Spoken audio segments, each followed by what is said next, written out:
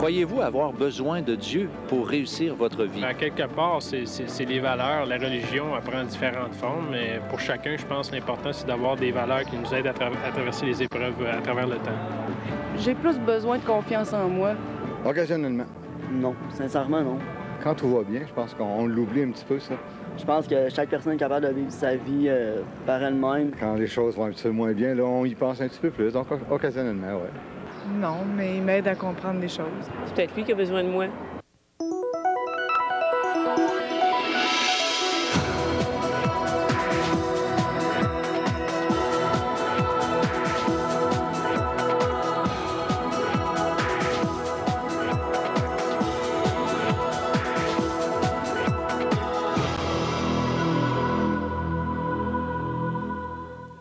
Eh bien, rebonjour et rebienvenue à l'émission L'heure de la bonne nouvelle. On est très heureux de vous accueillir à nouveau. Je suis avec mes collègues Gaston Jolin et François Fréchette. Et à nouveau aujourd'hui, on va ensemble découvrir de nouvelles vérités qui nous viennent de cette histoire merveilleuse que Jésus a racontée un jour, qu'on appelle la parabole du Fils prodigue. Et cette parabole, comme on l'a vu, nous démontre ce qu'est l'expérience de la vie humaine, l'expérience de chaque être humain, finalement, qui, par nature, fuit Dieu et qui, tôt ou tard, se retrouve dans des problèmes incroyables. Et c'est justement, aujourd'hui, on est rendu dans l'histoire du Fils prodigue, là où il se retrouve dans ces problèmes, et on a appelé notre thème aujourd'hui « Le fond du baril ». Quand on est rendu au bout du rouleau, des fois, il y a des gens qui doivent se rendre jusque-là pour réaliser qu'il faudrait peut-être maintenant faire quelque chose pour sortir de ce genre d'existence. Eh bien, c'est de ça qu'on va parler aujourd'hui. Et justement, à la chronique La Bible répond, François va répondre à la question « Peut-on vivre sa vie sans Dieu? » À la chronique, ils sont revenus. On a un témoignage très intéressant. Il s'agit de Vincent Bellotto. C'est un homme d'affaires qui était millionnaire, qui avait vraiment réussi, mais pour différentes raisons, il a perdu sa fortune complètement. Il était presque devenu mendiant. Et quand il était justement dans le fond de son baril, il a réalisé qu'il y avait d'autres valeurs que les valeurs monétaires dans la vie. Il a crié à Dieu et Dieu est venu à sa rescousse. Un témoignage qu'on vous invite à ne pas manquer à la chronique. Ils sont revenus un petit peu plus tard. Notre artiste invité aujourd'hui, c'est Gilles Despins, qui a écrit un chant justement particulièrement pour notre série. Il s'appelle « Le Fils prodigue ». Et j'aurai le plaisir de vous présenter le message de la parole de Dieu qui s'appelle justement « Au fond du baril ». Eh bien, François, on a vu dans le Vox Pop du début que moi, ça me semblait qu'il y a une grande majorité de gens qui s'imaginent qu'ils n'ont vraiment pas besoin de Dieu pour vivre leur vie. Hein? C'est un fait. Puis, qu'est-ce que moi qui m'attriste un peu dans tout ça, c'est surtout le fait que certains reconnaissent que de temps à autre, ils ont besoin de lui, mais c'est juste comme quand on est mal pris. Pourquoi avoir besoin de Dieu lorsqu'on est dans le trouble, lorsqu'au fond, Dieu va avoir une relation personnelle avec chacun d'entre nous, qu'on soit dans le trouble ou pas? Fait que ça, c'est la question à laquelle on va immédiatement répondre maintenant à la chronique La Bible répond.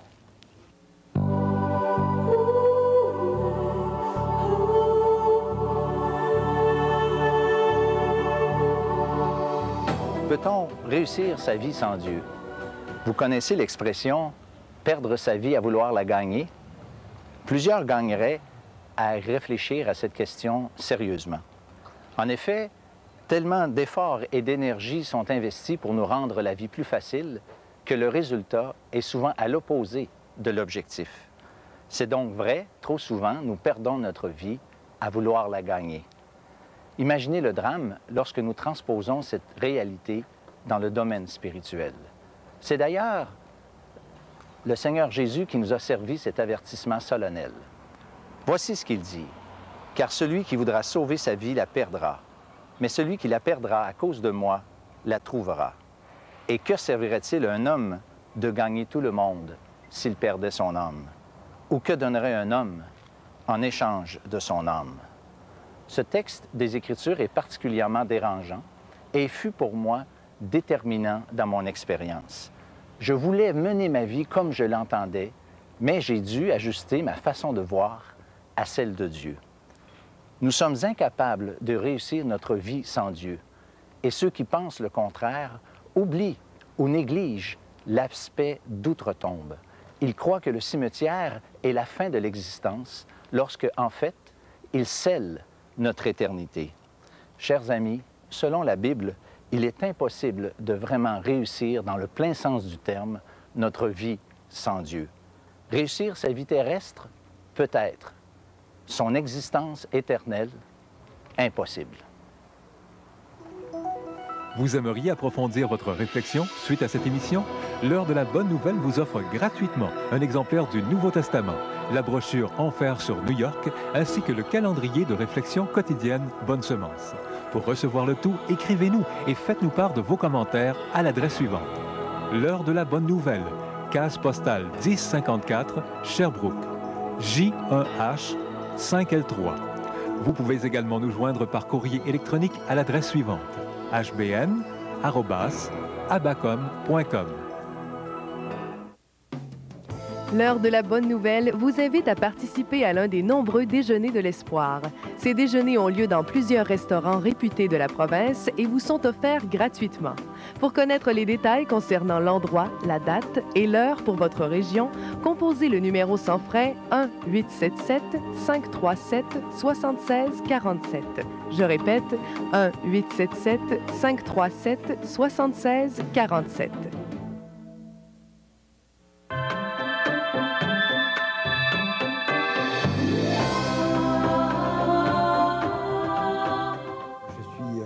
Né en Italie, d'une famille catholique non pratiquante.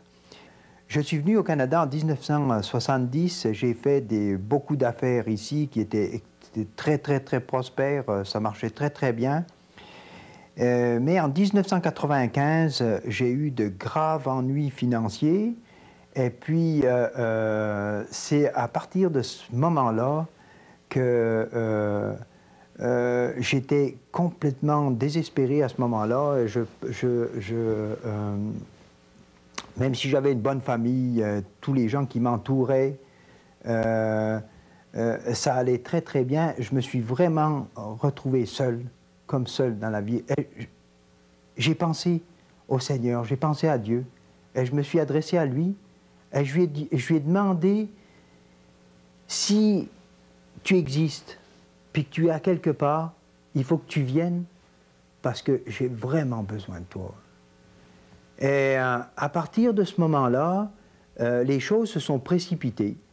J'ai été à une conférence, je me suis retrouvé un soir dans un cours biblique avec Jean-Paul Gosselin et Régent Joly. Et puis,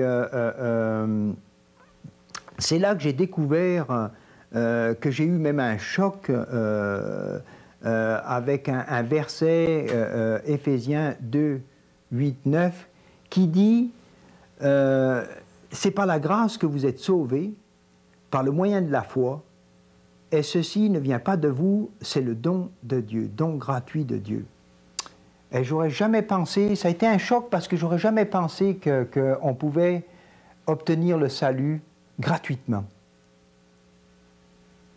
Ça a été une révélation,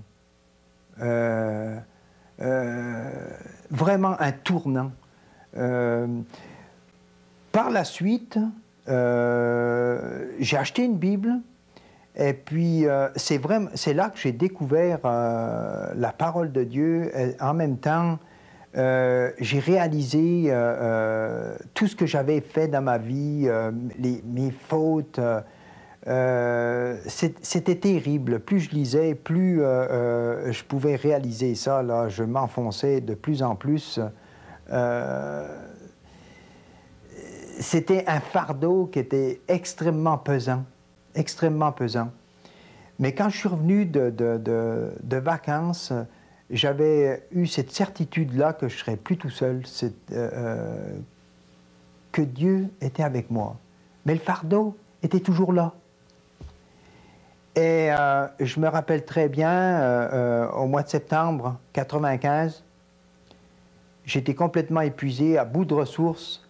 J'étais dans ma salle de bain, et puis j'ai pensé à ce verset qui dit, que le Seigneur dit, « Venez à moi, vous tous qui êtes chargés, je vous donnerai du repos. » Et franchement, je suis tombé à genoux. Et c'est là que je me suis adressé à Christ et je lui ai dit, « Prends ma vie, je te la donne, fais-en ce que tu veux. Moi, je peux plus, je suis plus capable. » Et vraiment, à partir de ce moment-là, d'abord, j'ai eu une deuxième certitude, que j'ai été pardonné. Et ça a été, ça m'a enlevé tout ce poids sur les épaules que j'avais là. Et en même temps, quelques jours après, j'ai réalisé le sacrifice, tout le sacrifice à la croix là, de Christ, toute l'ampleur de ce sacrifice-là, qu'il a fait ça pour nous, je veux dire, pour qu'on vienne au salut, justement, gratuitement. Alors voilà, M. Cloutier, ce qui m'est arrivé, quelque chose de merveilleux. Et maintenant, je peux vous dire que depuis ce temps-là, je suis dans la joie.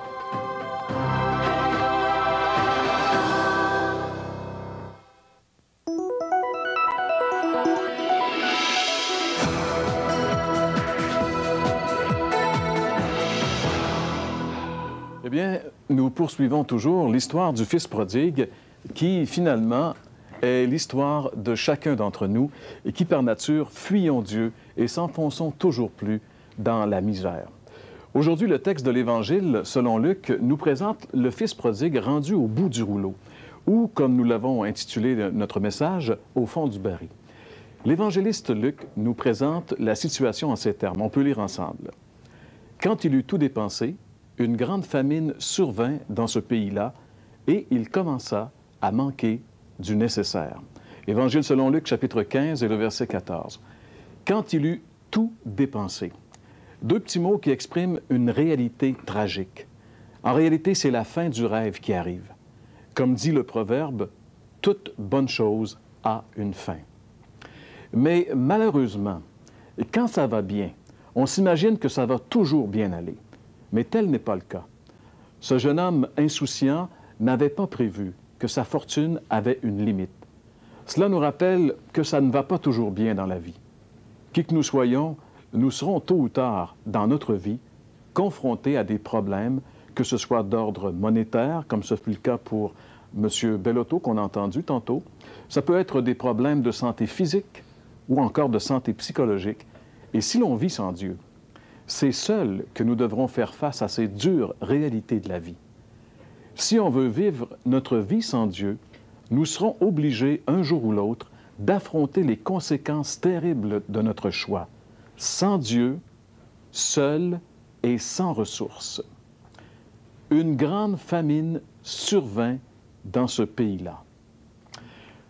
Au moment même où ce jeune homme réalisa qu'il n'avait plus d'argent, il est dit qu'il y a une grande famine touchant la région où il était. On peut dire qu'il n'est vraiment pas chanceux. Comme dit le proverbe, un malheur n'arrive jamais seul. Mais ça devient vraiment très dramatique pour lui.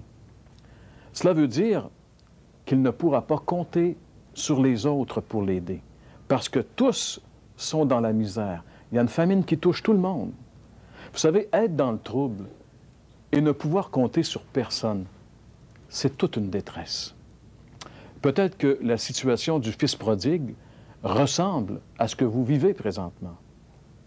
Peut-être qu'au contraire, vous êtes au-dessus de vos affaires, que tout va bien, mais quoi que ce soit, il existe une difficulté qui est commune à tous les hommes et dans laquelle aucun autre être humain ne peut nous aider. C'est le salut de notre âme.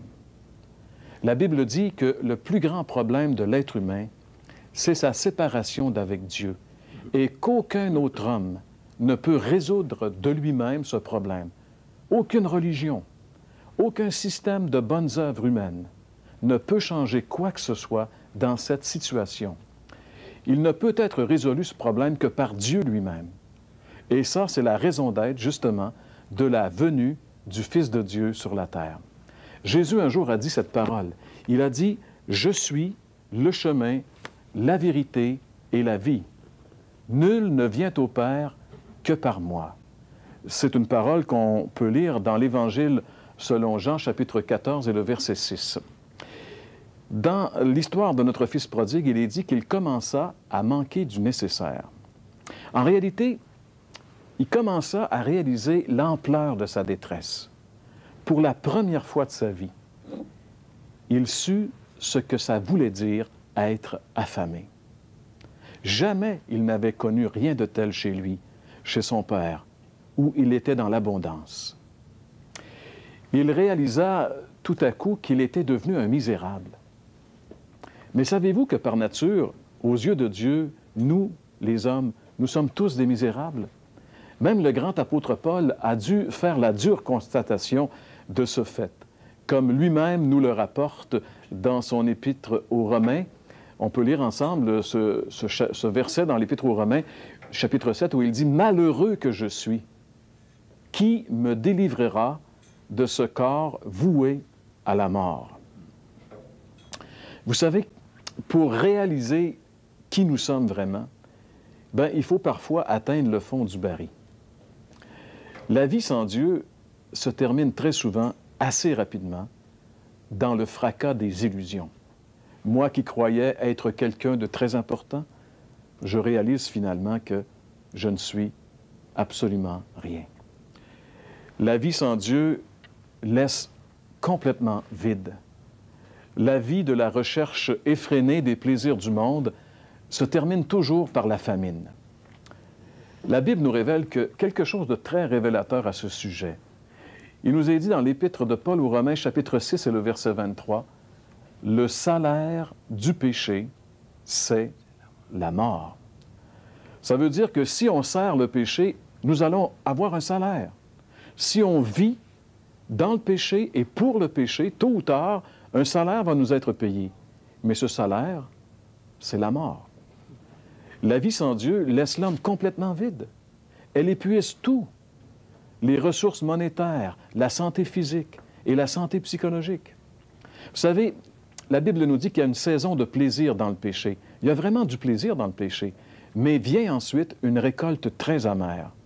Le vieux prophète de l'Ancien Testament, le prophète Jérémie, l'avait depuis longtemps révélé. Lorsqu'il avait dit ces paroles qu'on lit ensemble, ces paroles qu'on retrouve dans la Bible, Jérémie dit « Tu sauras et tu verras que c'est une chose mauvaise et amère que d'abandonner l'Éternel ton Dieu et de n'avoir de moi aucune crainte, dit le Seigneur. » La vie sans Dieu ne peut pas procurer de satisfaction durable. La vie sans Dieu ne réussit jamais à assouvir. L'incroyant a toujours faim. Il a toujours soif d'autre chose. En réalité, on peut dire que c'est l'entrée dans le cycle infernal de la dépendance. C'est donner toujours plus pour avoir toujours moins. L'être humain étant une créature de Dieu, créée à l'image de Dieu, ne peut trouver sa vraie satisfaction qu'en Dieu.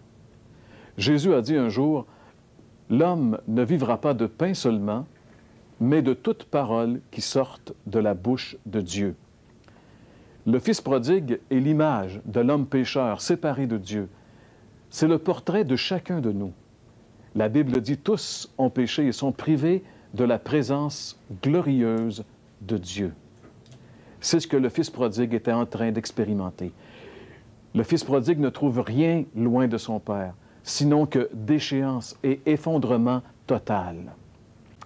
Vous savez, l'homme pécheur, séparé de Dieu, meurt littéralement loin de Dieu, malgré tous ses gadgets et ses possessions matérielles. Mais d'un autre côté, c'est une chose merveilleuse qu'un jour, l'homme, loin de Dieu, réalise son état de détresse. Car pour être sauvé, il faut premièrement réaliser son besoin de salut. Comme le Fils prodigue, il faut se retrouver un jour dans le besoin. Dieu veut nous amener à réaliser notre état de misérable pécheur voué à l'enfer. Ça, c'est le rôle de Dieu, le Saint-Esprit. Quand Jésus était ici-bas sur la terre, parlant du Saint-Esprit qui allait venir, il a dit, quand il sera venu, c'est-à-dire le Saint-Esprit, il prouvera au monde qu'il s'égare au sujet du péché, de ce qui est juste et du jugement. Parole de Jésus rapportée par l'Évangile de Jean. Réalisez-vous, mes amis, que votre vie est une parfaite déconfiture? Vous vous retrouvez peut-être au fond du baril? Eh bien, si c'est le cas, c'est merveilleux, parce que Dieu travaille dans votre vie. Et il est temps pour vous maintenant de revenir au Père, de prendre le chemin du salut. Jésus a dit, « Je suis le chemin, la vérité et la vie. Nul ne vient au Père que par moi. Alors nous t'invitons à venir à Jésus maintenant, sans tarder. Juste lui confier ta vie. Juste lui dire, Seigneur, je reconnais aujourd'hui que j'ai raté ma vie parce que j'ai voulu vivre sans toi. Eh bien maintenant, Seigneur, je te donne ma vie, prends ma vie et fais de moi ce que tu veux. Seigneur, je suis le Fils prodigue qui revient au Père.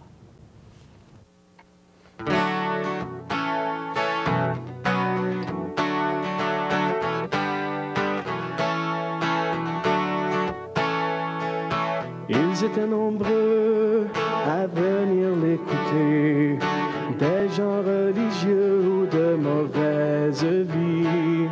C'est une histoire pleine de réalité, vérité qu'il faut croire encore aujourd'hui. Écoutez, écoutez. Il y avait un homme comblé de richesses et deux enfants qui faisaient son bonheur. Mais les joies de ce monde, les passions et l'ivresse, sont plus jeunes depuis longtemps, en nourrissaient son cœur. Je veux goûter, m'en aller.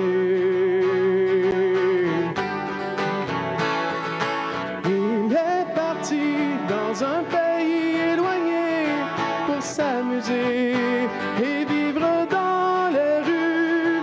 Mais ses amis, après en avoir profité, l'ont abandonné. Il était perdu, délaissé, affamé. Il était maintenant dans le besoin, assis dans les champs au milieu des pourceaux. Il pensait en son cœur aux gens de sa maison, au pain des serviteurs, à l'heure du repos. Je me lèverai et je lui dirai: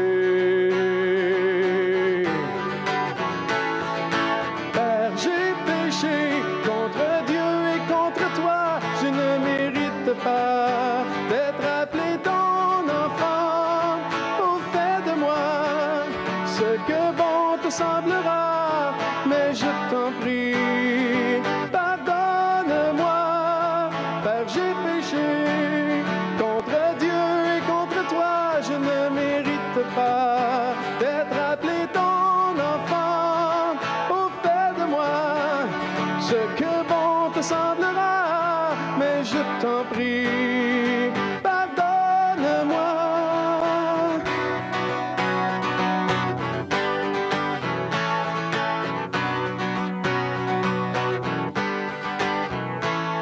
Celui qui était mort, à la vie est revenu. Celui qui était perdu, il est retrouvé.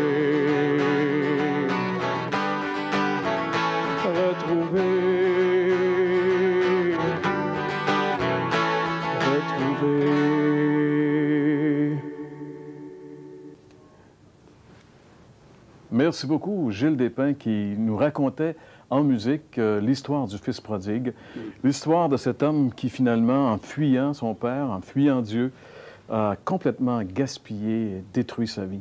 Et en écoutant le témoignage de notre ami Vincent Bellotto, tantôt, je pensais, parce que lui qui était riche et finalement qui a perdu sa fortune, ça lui a permis de trouver Dieu.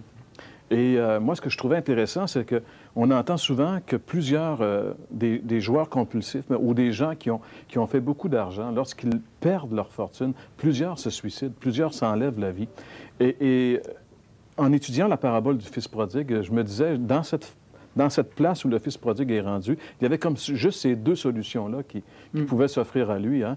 Lorsqu'il s'est retrouvé vraiment au fond du baril, il y avait ou bien il se suicidait, mettait fin à ses jours, ou bien il retournait chez son père. Et nous, à l'heure de la bonne nouvelle, justement, l'idée, c'est de dire aux gens, écoutez, si vous êtes mal pris, il y a une solution. Et la solution, c'est Dieu, parce qu'en réalité, le fait qu'on est dans le fond du baril, c'est simplement parce qu'on a voulu vivre sans prendre en considération ce que Dieu dit. Hein? Ça, c'est vrai, ça. Puis ça me fait penser un peu au démoniaque là, dans la parole qui, et qui était possédé, puis ainsi de suite. Et puis là, les gens avaient essayé de lui aider et avaient essayé de le dompter, c'est le terme qui est employé, là. Puis il pouvait briser ses chaînes, mais il restait quand même esclave de l'ennemi. Puis il était vraiment au fond du baril. Et c'est le Seigneur qui est venu vers lui et puis qui a pu le libérer, justement, puis lui donner un sens à sa vie. Et puis, à ce moment-là, quand il a rencontré le Christ, bien, justement, ça a été un homme transformé, un homme qui a pu proclamer, en fait, la bonne nouvelle, cette délivrance que Dieu lui avait apportée, vraiment. Alors, du fond du baril, justement, cet homme est devenu, en quelque sorte, un évangéliste, quelqu'un qui allait proclamer la bonne nouvelle concernant le Christ. C'est ça le message d'espoir de la Bible, parce qu'il y a beaucoup de gens qui nous écoutent et qui sont esclaves de l'alcool, peut-être, qui a détruit leur foyer, leur vie, ont perdu leur emploi. Il y a des gens qui sont esclaves de la drogue de la même façon. Ça a tout détruit leur vie. Combien de personnes sont dans cet état-là? Et puis, il y a le jeu compulsif, les joueurs compulsifs, toutes des choses qui détruisent la vie des gens. Et la société essaie d'aider ces gens-là, mais en réalité, la vraie solution, c'est Dieu, finalement. Jean-Pierre, tu as dit quelque chose tantôt d'intéressant quand tu faisais ton message. Tu disais, ben oui, tu disais quelque chose en relation, tu disais presque que les gens étaient chanceux d'être maintenant dans un état comme ça. Et puis dans l'histoire du Fils prodigue qu'on retrouve dans l'Évangile de Luc au chapitre 15, on a cet élément de la famine qui semble arriver un peu comme un hasard. Mais moi, je dis, c'est une bénédiction, puis ça montre dans cette histoire-là la souveraineté de Dieu, Dieu qui contrôle les événements, puis des fois qui nous amène, j'allais dire, peut-être face à face contre le mur, dans une situation sans issue, pour qu'enfin, pour la première fois de nos vies, on finisse par réfléchir et se poser les questions qu'on s'est jusque maintenant jamais posées. Il y a une femme qui m'avait dit une fois, « François, il fallait que je perde un fils pour penser à l'éternité. » Ça exprime vraiment cette réalité-là. Alors, on aimerait justement dire aux gens qui nous écoutent et qui seraient dans des situations comme celle-là, écoutez, il y a un espoir, communiquez avec nous, écrivez à l'heure de la bonne nouvelle. Vous allez voir dans quelques instants, dans quelques secondes, nos coordonnées, comment nous rejoindre, soit par téléphone, soit par Internet, soit par courrier. Et aussi, vous allez entendre à propos des déjeuners de l'espoir, parce que vous savez, c'est un endroit également où vous allez rencontrer des gens qui peuvent être une ressource pour vous, parce qu'ils vont vous aider à cheminer pour vraiment saisir ce que le Christ a fait pour vous. C'est la raison d'être de nos émissions, et c'est pourquoi cette année, on a décidé d'avoir comme thème « Reviens à ton Père », c'est-à-dire cette histoire du Fils prodigue qui est remplie d'espoir pour les pécheurs que nous sommes tous.